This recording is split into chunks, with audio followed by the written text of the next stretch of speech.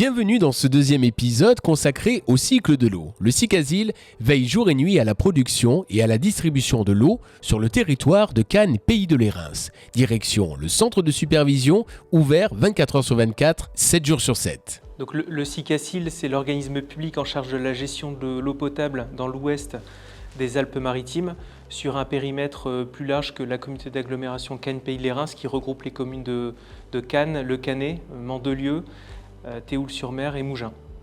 Alors, le SICASIL, c'est l'autorité organisatrice du service de l'eau potable. Il assure la production et la distribution de l'eau potable sur l'ensemble du périmètre. Donc, nous sommes ici au centre de contrôle et de pilotage de l'ensemble du réseau d'alimentation en eau potable du SICASIL.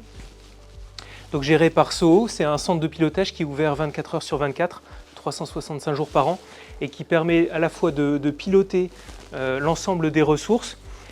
Et c'est un centre qui permet aussi de gérer toutes les remontées d'alarme qu'on peut avoir sur des défaillances de capteurs, éventuellement des intrusions ou d'autres choses. Donc ce qui est intéressant sur cette vue, c'est qu'on dispose de toutes les informations pour piloter en fait les différentes ressources qu'on appelle, que ce soit donc la ressource du Loup, donc la ressource de la Siagne, l'usine de Lapie avec la sollicitation du lac de Saint-Cassien, et puis les usines ici de Pégoma et Auribeau, où on a des pompages plutôt dans la basse vallée de la Siagne. Donc là, on a les différentes ressources avec les indications de débit qui transitent dans les différents vecteurs. Et c'est toutes ces informations-là qui permettent à SOO de piloter le réseau, on va dire, interconnecté en continu. Aurélien Béac vous a présenté une vue très générale du synoptique du SICASIL avec les usines de production. On peut même rentrer un peu plus dans le détail. On était ce matin sur l'usine de Saint-Jacques. Vous pouvez voir ici l'usine qui est représentée, en tout cas les bâches de sortie, et voir où est-ce que l'eau part, à la fois pour des ventes d'eau en gros et pour l'ensemble des réservoirs présents sur le périmètre, qui ensuite distribueront une eau à l'abonné du SICASIL. Sur la vue qui est ici, elle nous permet de nous rendre compte quels sont les débits en entrée de chacune des stations, combien de volumes sont prélevés dans chacune de ces ressources. Si je prends quelques chiffres pour avoir une idée en tête, sur le côté du Loup, nous prenons sur deux sources différentes, la source de Gréolière et la source de Bramafan. Et vous voyez qu'à deux, là aujourd'hui, à l'instant même, vous prenez près de 1800 m3 dans ces différentes ressources. Cette usine ensuite arrive à l'usine, cette eau arrive ensuite à l'usine de Châteauneuf pour y être traitée et ensuite également distribuée sur l'ensemble du réseau. Donc ces vues-là, il y a à la fois le côté débit, volume que l'on produit, et aussi le côté qualité. Ce matin, je vous parlais de la turbidité, le côté plus ou moins trouble de l'eau. Elle est aussi à tout moment en continu présentée. Vous voyez les chiffres qui défilent, qui sont les unités ici de la turbidité, le NTU, qui vous montrent dans quelle mesure est-ce que l'eau peut être traitée ou pas dans cette usine.